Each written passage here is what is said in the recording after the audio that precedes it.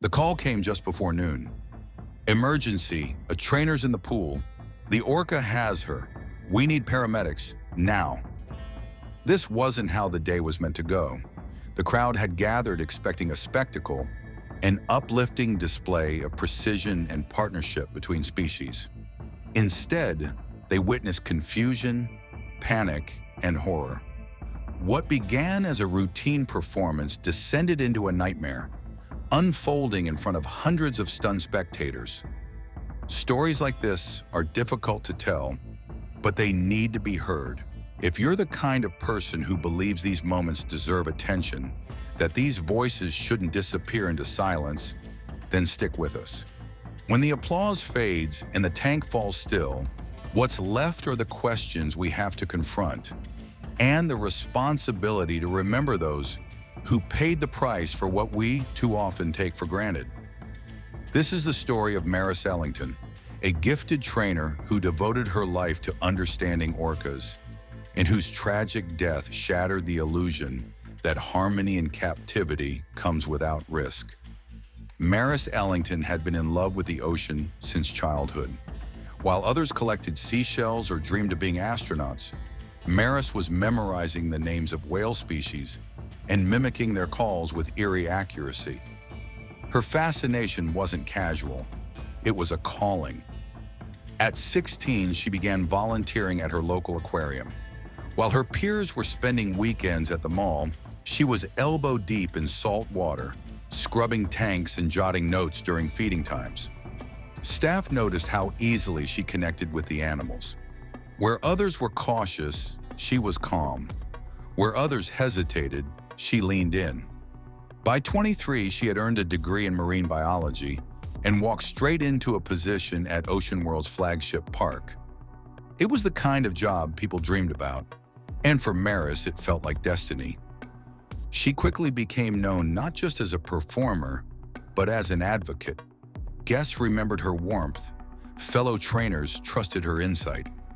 Orcas responded to her in ways that felt almost supernatural. She didn't demand obedience, she earned trust. Ocean World was built to dazzle, a sprawling coastal complex with shimmering lagoons, engineered wave pools, and towering stadiums built for spectacle.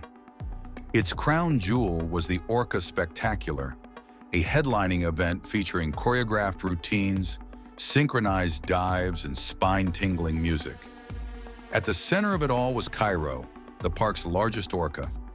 Weighing over 11,000 pounds and stretching 23 feet in length, he was a formidable presence. Captured off the coast of Iceland as a calf, he had lived his entire adult life inside the confines of performance tanks. Cairo had a reputation. Trainers called him intelligent, sensitive, but moody. His size and strength made him a fan favorite, but those who worked with him knew he wasn't always predictable. Over the years, he had begun exhibiting subtle signs of agitation, long periods of inactivity, aggressive tail slaps, and frequent jaw popping, a known stress behavior in orcas. These incidents were quietly documented but never disclosed to the public. Experts had warned about this for years. Orcas in captivity don't simply lose their freedom. They lose their social bonds, their natural rhythms, their mental stimulation. In the wild, they swim over 100 miles a day, surrounded by family pods and enriched by ever-changing environments. In tanks, their world becomes repetitive, confined, and silent.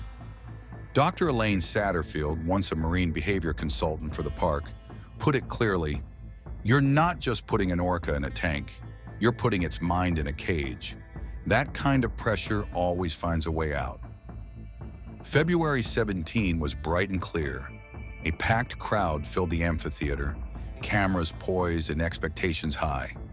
Backstage, Maris followed her familiar routine, checking gear, reviewing cues, watching Cairo's movements carefully through the observation glass. By 11:46 a.m., she was on the main stage. The music rose. Cairo surfaced in a dramatic breach, soaking the front rows with waves of salt water. From the outside, it looked flawless. But to the trained eye, something was off. He hesitated on a slide. He struck the water with more force than usual. His gaze, usually focused, seemed restless. Maris noticed. Her colleagues noticed. But the show continued. At 11:58, the routine called for a close contact maneuver. Maris stepped down onto the submerged platform, reached out, and signaled a side swim. Cairo disappeared beneath the surface. Seconds passed. Then, without warning, he surged upward, latching onto her arm and dragging her violently into the water. Gasps echoed from the stands. Some thought it was a rehearsed stunt, but as the seconds ticked by and the struggle continued, the horror became undeniable. Trainers sprang into action. Emergency cues blared through underwater speakers. Barriers were deployed, but nothing stopped him. Cairo dove. He rolled. He thrashed. Maris vanished beneath the churning surface. Rescue divers arrived but were ordered to hold back. The Orca remained in an aggressive state, making intervention too dangerous. At 12:08, Cairo finally released her. Staff pulled her lifeless body from the pool.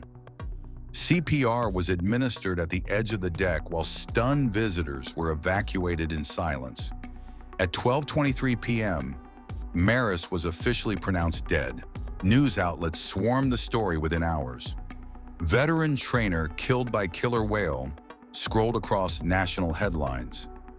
Video of the performance's opening minutes looped on cable news, replaying the last peaceful moments before the chaos unfolded.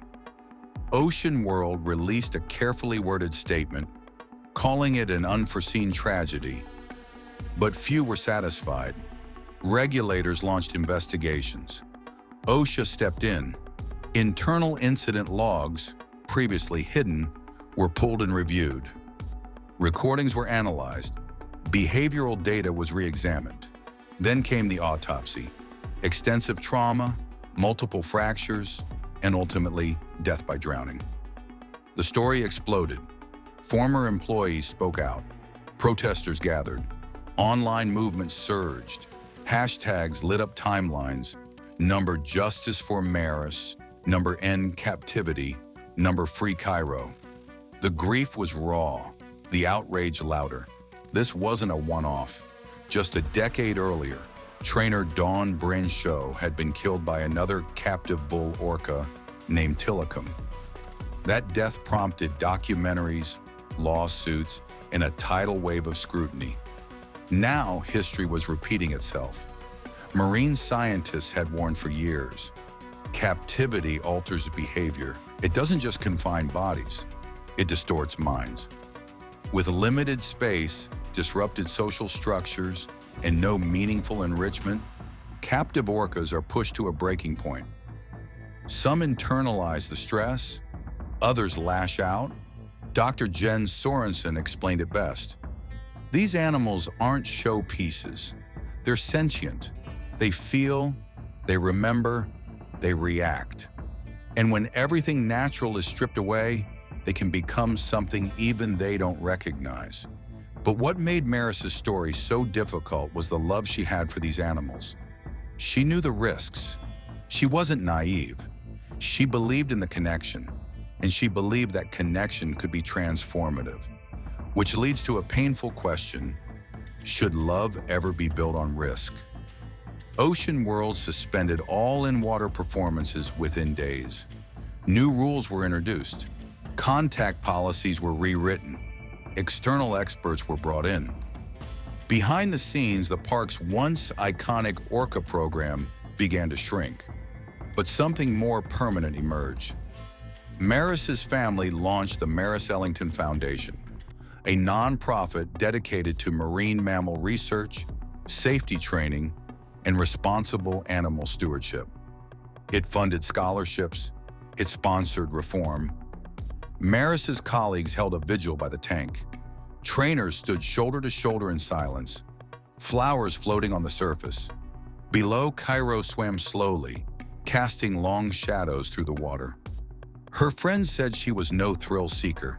She was a caretaker, a quiet voice in a loud world, a believer in the bond between species, Her death wasn't just a tragedy, it was a reckoning. One that forced people to look again, to ask harder questions, and to listen for answers that don't come easy. If Maris's story moved you, don't let it fade. Share it. Speak up. Rethink what it means to truly connect with animals, not in control, but in respect. Behind every show is a truth. Behind every smile, a system. And sometimes behind the glass, there's a silence too loud to ignore.